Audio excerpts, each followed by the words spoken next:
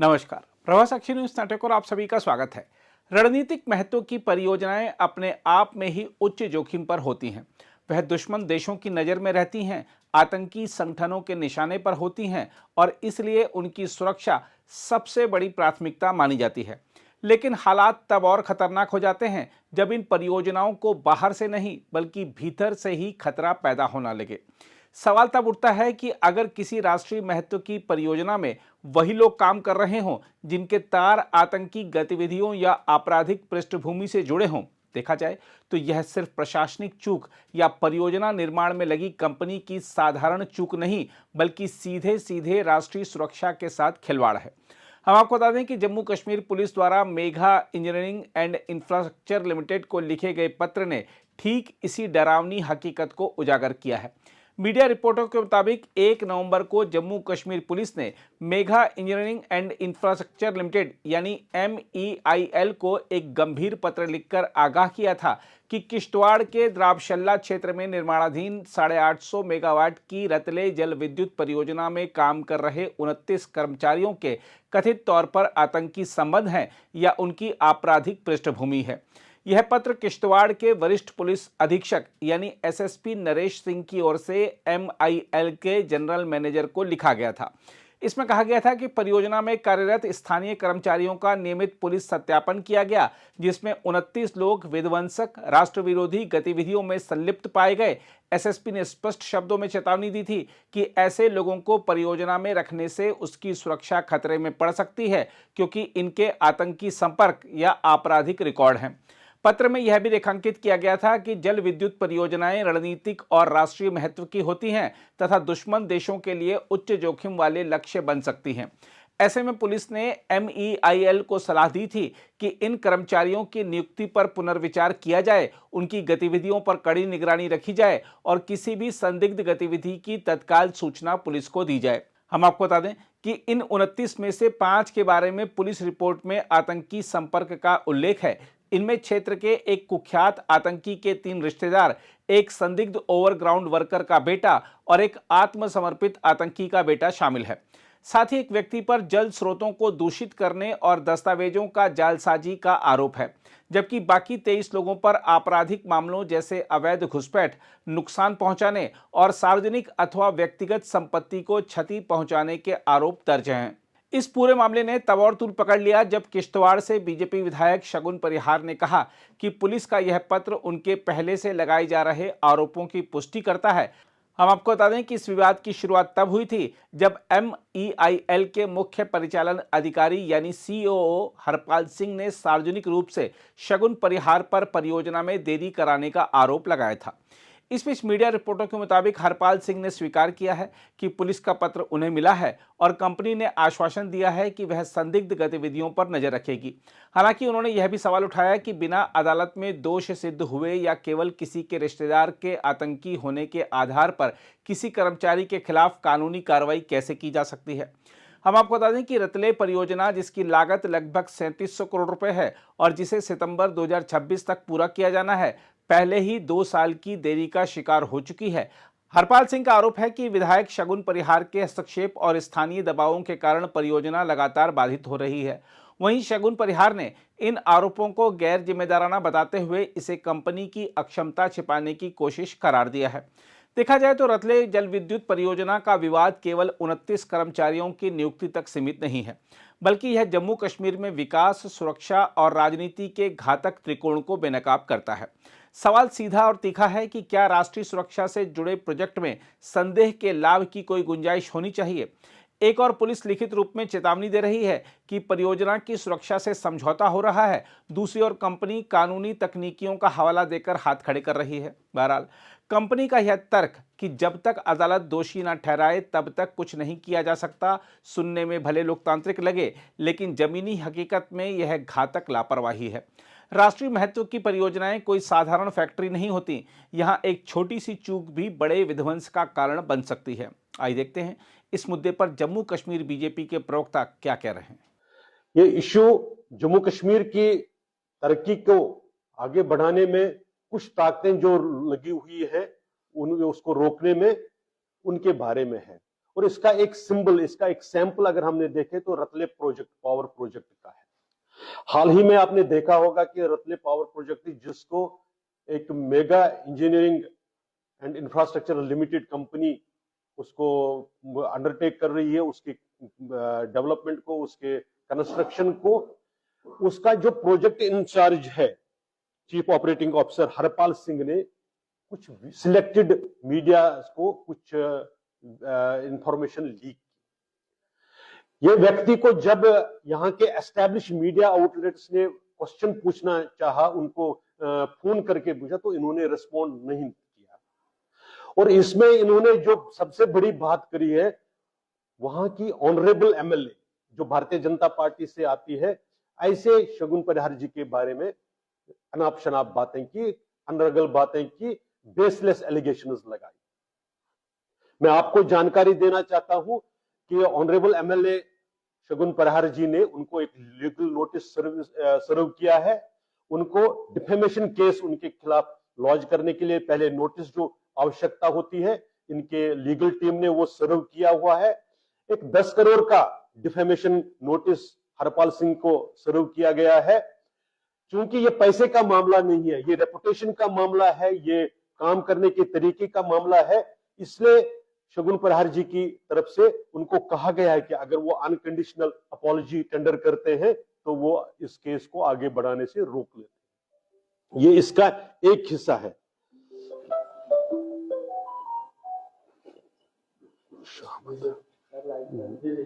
Sorry, तो इसमें ये एक हिस्सा है इसका। दूसरा हिस्सा है आखिर प्रोजेक्ट में प्रॉब्लम्स कहां है। शगुन परिहार जी या वहां के जो इलेक्टेड रिप्रेजेंटेटिव्स है, वो अपने कॉन्स्टिट्यूएंसी के जो इलेक्टोरेट है, जो वहां के लोग हैं, उनके प्रति जवाबदेह है।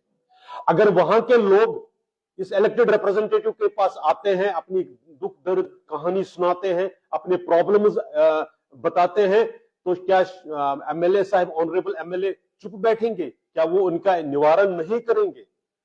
वैसा ही हुआ जब वहां के लोग जिन्होंने, और ये पब्लिक डोमेन में अब आ चुका है कि इस कंपनी ने इलीगल एंटरटेनमेंट, लोगों की छटनी गलत तरीके से जो बताया जाता है किया है। एक और कुछ लोगों को जिनके बैकग्राउंड क्वेश्चनेबल है, जिनके बैकग्राउंड उसके भाई यहां तक कि उन पर एक्यूजेशन है कि वो टेररिस्ट के सपोर्टर्स में है, सच है झूठ है वो बाद में पता चलेगा, लेकिन ये एलिगेशन तो है ना। तो आपको क्या लगता है कि इलेक्टेड रिप्रेजेंटेटिव वो भी जब वो भारतीय जनता पार्टी के साथ ताल्लुक रखते हो तो वो चुप बैठेंगे?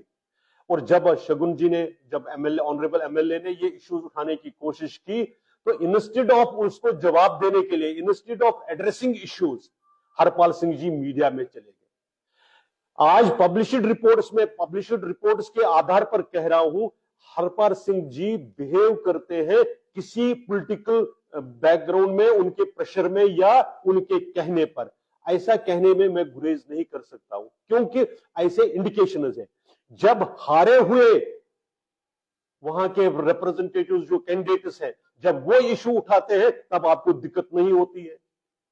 फिर आपने जब एडमिनिस्ट्रेशन के सामने उन लोगों को रीइंस्टेट करने की बात करी जिनकी जमीनें इस प्रोजेक्ट में गई है, फिर आप उसको एग्री नहीं करते, बहानाबाजी करते हैं, तो इस पर वहां का जो रिप्रेजेंटेटिव है वो निश्चित रूप से क्वेश्चन करेगा, आपके पास आएगा, आपको जवाब देना पड़ेगा। इस तरह से सिलेक्टेड मीडिया को नहीं, आपको आवाम को जवाब देना पड़ेगा। वास्तविकता क्या है? वास्तविकता ये बताई जा रही है, मैं फिर वहां से फीडबैक के आधार पर आपको कह रहा हूं कि यह प्रोजेक्ट अपने समय सीमा में पूरा नहीं होगा, ऐसा वहां के काम से पता चलता है। 31 अक्टूबर ये जानकारी है कि 31 अक्टूबर तक सिर्फ 26% काम हुआ है। 2028 में इसको कमीशन होना है, और इसका मेजर रेस्पॉन्सिबिलिटी इनएफिशिएंसी और इनकॉम्पिटेंस ऑफ हरपाल सिंह जी है। वो अपने काम को ठीक से कर नहीं पा रहे हैं, इसलिए बहाना ढूंढने के लिए दूसरों पर वो इल्जाम तराशी कर रहे हैं, इसलिए वो दूसरों को दोष दे ताकि वो अपना एस्केप रूट ढूंढे। मैं फिर बता रहा हूं, कुछ मीडिया हाउसेस ने उनको फोन करके पूछने की कोशिश करी, वो फोन का रेस्पॉन्ड उन मीडिया हाउसेस को नहीं दी जो एस्टैब्लिश है, जो जम्मू कश्मीर में जिनका नाम है। अगर आपके पास सही मायने में कुछ कहने के हैं तो आप उनको जवाब क्यों नहीं देते? फिर बड़ी हैरानगी की बात है, हमारे स्टेट के मुख्यमंत्री वो इसमें कूद पड़ते हैं, उनके अलायंस पार्टनर कांग्रेस पार्टी इसमें कूद पड़ती है। वो भूल जाते हैं कि ये जो प्रोजेक्ट वैसे 2008 में कंसीव हुआ था, 2010-11 में चालू होने कंस्ट्रक्शन का काम हुआ, 2013-14 में भी तो यहाँ पर हड़तालें हुई, यहाँ पर प्रोटेस्ट हुए, वो कौन कर रहा था? जब आप लोग करेंगे तब ठीक है, तब वो लोगों के हित में है। और जब दूसरा कोई जेन्युइनली जो नेशनलिस्टिक अप्रोच से आपके डबल स्टैंडर्ड्स को एक्सपोज करेगा तो आपको दिक्कत हो रही है। वास्तविकता क्या है इन पार्टीज की, वो उस हार को नहीं बचा पाए हैं जो उनको 2024 में किश्तवाड़ की जनता ने इनके कैंडिडेट्स को थमा दी। उस हार का दर्द अभी भी उनको है। इसलिए ऐसे एमएलए साहब को, ऑनरेबल एमएलए को, जो लोगों की पसंद से वहां लोगों के कारण चुनकर आई है, उनको डिफेम करना, उनके बारे में गलत अफवाह बनाना, उनके बारे में क्वेश्चंस रेज करना, ये वास्तविक मंशा है। और तीसरा पहलू जो इसका है, चाहे वो इंडी अलायंस का कोई भी गुट हो, नेशनल कॉन्फ्रेंस हो, कांग्रेस हो या और कोई गुट हो, उनको अभी भी ये दर्द है कि 2019 में जो यह हुआ उसके बाद यहां पर इन्वेस्टमेंट्स या यहां पर जो शांति का माहौल बनने का कोशिश करें उसको कैसे रोकें। आपको ध्यान में है इनसाइडर वर्सेस आउटसाइडर का डिबेट चलाया जाता है, और जब उसकी डिटेल में आप जाते हैं तब इनकी पोल खुल जाती है। आज जम्मू कश्मीर में या भारत के किसी हिस्से में कोई इनसाइडर या आउटसाइडर नहीं है, सब भारतवासी है, हर एक का हक बराबर है। हाँ, लोकल जो रिक्रूटमेंट में आपने जो कंडीशंस वायलेट की है उसके बारे में आपसे क्वेश्चंस पूछे जाएंगे। और इंडी अलायंस ये जो कोशिश कर रहा है कि 2019 के बाद वो दिखा दें कि यहां पर कुछ हुआ नहीं है, जनता जानती है कि जम्मू कश्मीर बदला है 2019 के बाद। जनता जानती है कि यहां पर प्रोग्रेस और डेवलपमेंट का माहौल बना है 2019 के बाद। इसलिए आप लाख कोशिशें करें, आप सिर्फ यहीं पर नहीं कोशिश कर, आप देश में भी कोशिश कर रहे हैं कि 2014 के बाद का इस पीरियड को एक नेगेटिव इमेज में करें। आप देश के अंदर भी ऐसी माहौल बनाते हैं, देश के बाहर भी।